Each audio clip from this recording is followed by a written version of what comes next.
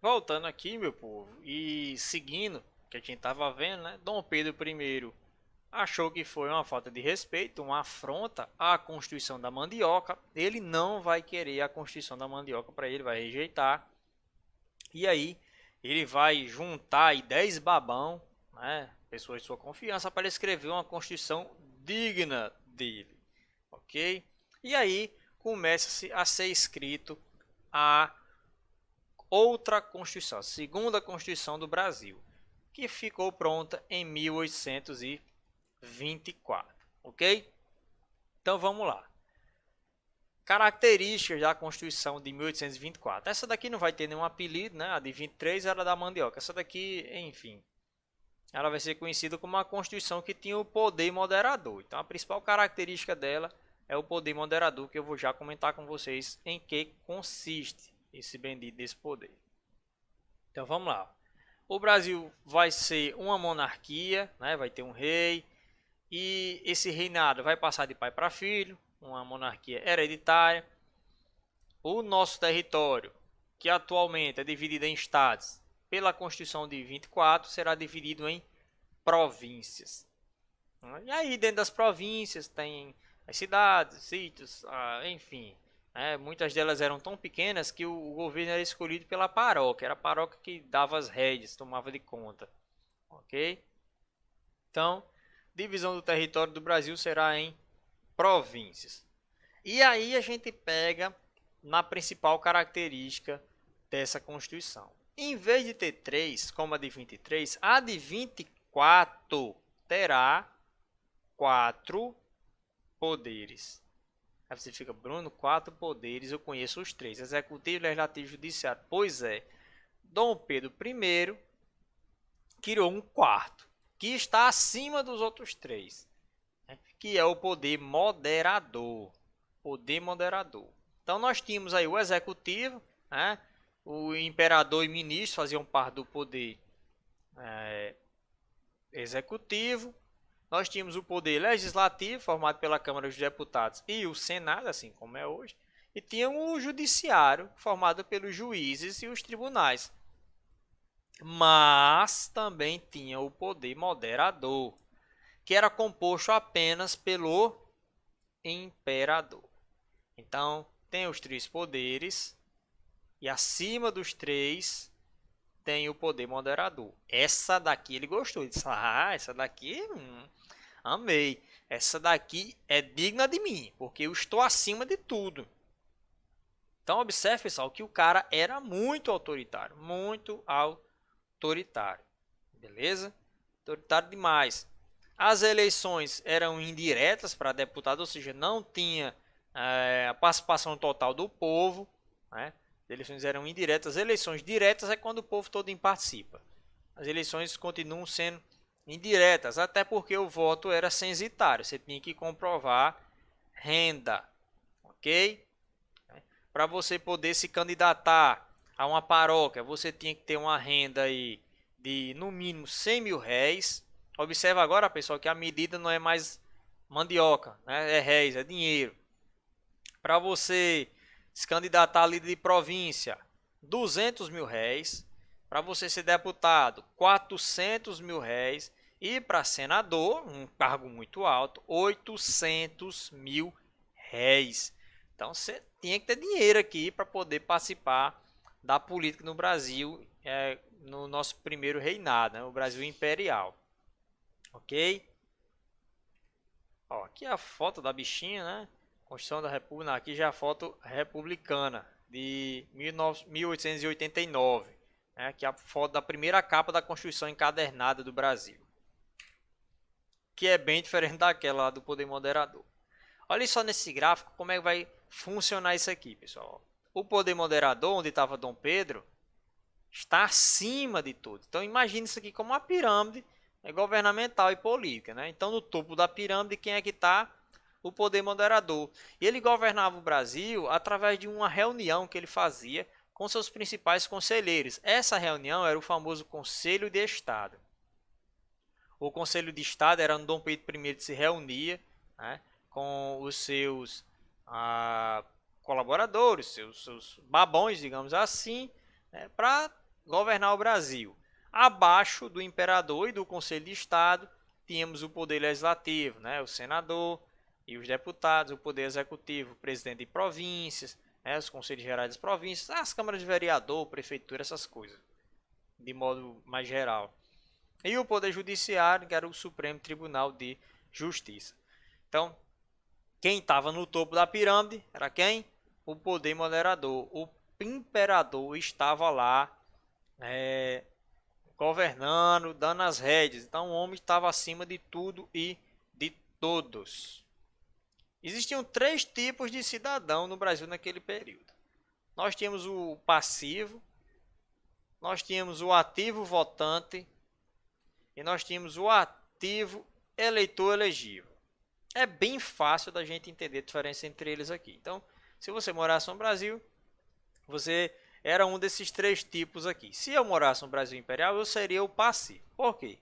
O passivo é o que não tem renda suficiente para ter direitos políticos. É o pobre, é o soldado, né? Aquele pequeno comerciante que está ali pelejando para viver, para não morrer de fome, vendendo uma coisinha ou outra. É o ambulante, é o trabalhador. A maioria da população era essa daqui. A grande maioria da população estava aqui. Não alcançava renda suficiente para votar e muito menos para ser votado. Mas aí quando você tinha um dinheirinho, você era o ativo votante. Ou seja, você tem renda suficiente para votar. E se você fosse rico bastante para votar e também para se candidatar, você era um ativo eleitor elegível. Ou seja, você tem renda para votar e ser votado, ok? E aí, vocês seriam qual dos 3 aí? Olhe para sua carteira, sua renda no banco e diga. Vamos lá. O governo Dom Pedro I, como vocês viram, era um governo bastante autoritário, né? E um dos eventos que demonstrou descontentamento do Brasil, sobretudo do Nordeste, com o governo Dom Pedro I, foi a famosa Confederação do Equador. A Confederação do Equador, pessoal, foi um movimento separatista, ok? Os caras queriam criar um país aqui no Nordeste brasileiro e teve a participação de vários estados. Tá aqui os países, os estados participantes aí da Confederação do Equador. Então, da Bahia até o Ceará, faltou o Ceará aqui no mapa. Da Bahia até o Ceará, esses estados aqui, até o nosso faz parte, participaram desse movimento, ok? Então vamos lá. Os motivos aí dos descontentamentos do Nordeste brasileiro em relação a Dom Pedro. Né? Estavam passando por uma crise econômica por causa da queda do preço do açúcar, que agora nós tínhamos o açúcar das Antilhas para competir com o nosso, ou seja, o Nordeste estava economicamente fraco. Dificuldades econômicas que afetavam vários segmentos da sociedade. Então, foi um período de bastante miséria aqui no Nordeste, pobreza. Muitos fazendeiros estavam perdendo tudo que tinha. Né? E aí eles tinham uma ideia. Vamos instalar uma república federativa no Brasil. Então vamos nos separar do resto do Brasil, proclamar uma república, assim como aconteceu no Uruguai, aconteceu no Chile, Argentina, enfim. E vamos proclamar uma república federativa no Brasil. Bruno, o que significa essa palavra federativa em si? Tá aqui uma república. Você divide ela em algumas coisas. Você pode chamar de estados e tudo mais. Quando uma nação é dividida em federações, quer dizer que os estados que compõem ela têm autonomia, ou seja, eles podem fazer coisas que não necessariamente todos os outros serão obrigados a fazer. Então, esse estado pode fazer alguma coisa, pode proibir algo, e nesse outro estado aqui, esse algo ser permitido. Que é um bom exemplo disso? Estados Unidos. Atualmente nos Estados Unidos existem estados que têm pena de morte, outros não. Existem estados que permitem cassinos, outros não. Então, os participantes da Confederação do Equador queriam que o Nordeste brasileiro se tornasse uma nação dividida em estados, mas que esses estados tivessem autonomia e não tivessem uma capital nesse país que mandasse em tudo. Que era o que acontecia no Brasil. Tinha o Brasil, tinha o Rio de Janeiro. todas as regras e normas do Brasil todinho partiam do Rio de Janeiro. Dom Pedro I mandava as regras e mandava no Brasil a partir do Rio de Janeiro. E eles achavam isso muito errado. Por quê? Porque muitas vezes o que é bom para o sul não é bom para o norte. Estão entendendo? Muitas coisas que Dom Pedro I decidia para a região norte não era bom para a região sul. Então eles queriam que as decisões fossem diferentes de acordo com cada realidade. E isso é melhor em uma república federativa, onde cada estado conhece a sua situação. Beleza? Então, eles queriam proclamar uma república federativa com autonomia provincial, ou seja, independência, onde essas províncias pudessem ter autonomia para decidir as suas próprias coisas e não esperar apenas da capital. Beleza? Ó, um dos principais líderes e grandes nomes da Confederação do Equador, não só da Confederação do Equador, Cipriano Barata, pessoal, esse cara aqui ele participou de tudo, ele era o nosso Che Guevara. É considerado o homem de todas as revoluções. Participou da Conjuração Baiana, da Revolução Pernambucana 17, né, e da independência do Brasil em 22. Estava atuando em tudo isso aí. Né, e aí da Confederação do Equador também. Ele era um liberal radical, ou seja, queria quebrar com qualquer forma de monarquia, né, defensor da abolição da escravatura, crítico do governo de Dom Pedro I. Só não participou aí do dia da Confederação do Equador, enquanto eles vão deflagrar o movimento, porque ele estava preso. Né? Um cara que foi preso em vários presídios, porque ele participava de tudo. Bruno, por que ele não foi morto, igual a Tiradentes, já que ele participou tanto? Porque ele vinha de uma família rica. Okay? Então, ele vinha de uma família de posses, e geralmente quando era um homem rico, eles não matavam não. Prendiam, exilavam, mas matar, faziam isso mais com os participantes humildes. Ok? No caso, quando a gente fala de humildade, nada mais humilde que o famoso Frei Caneca.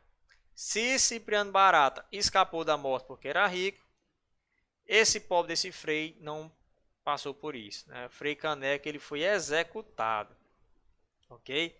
Porque ele era um dos líderes humildes. Né? Dizem que Frei Caneca ele saiu pregando contra a monarquia da Bahia até o Ceará. Ele passou até pelo Rio Grande do Norte. Né? O nome dele era Joaquim do Amor Divino Rabeiro.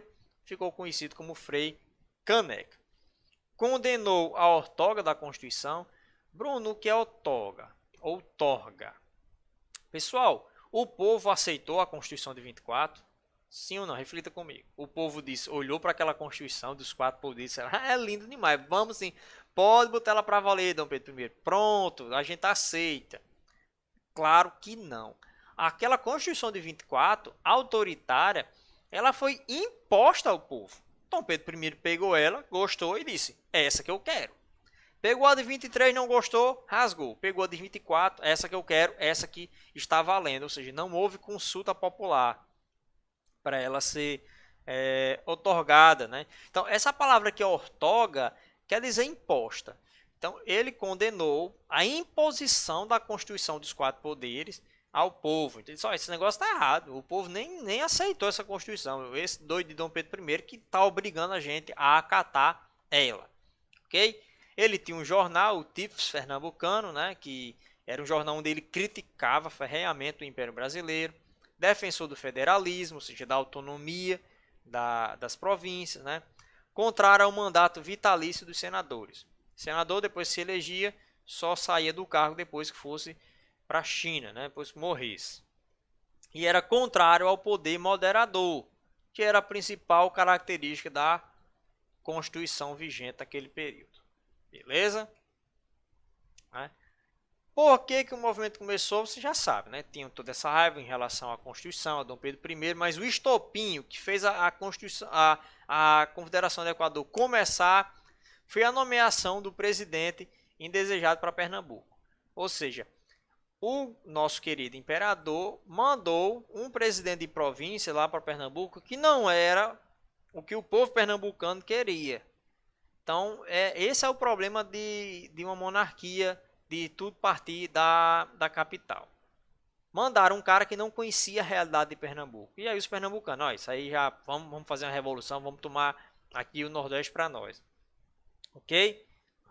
A reação foi liderada por Manuel Paz de Andrade, um dos grandes líderes do movimento.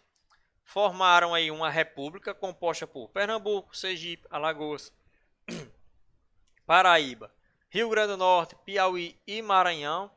Né? Então juntaram o Nordeste quase todo aí, né?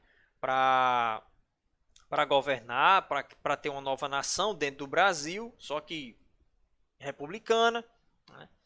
Só que, pessoal, não teve unidade. Por que esse movimento não deu certo e hoje o Nordeste é um país? Porque eles não tinham unidade. Uns queriam as coisas, outros queriam outras. E o ponto onde eles entravam mais em conflito era sobre isso aqui, ó, sobre a escravidão. Por quê? Porque muitos fazendeiros que eram ricos e tinham grandes fazendas queriam que a escravidão se mantesse. E uma parte popular do movimento queria que a escravidão acabasse. O que é que vai acontecer?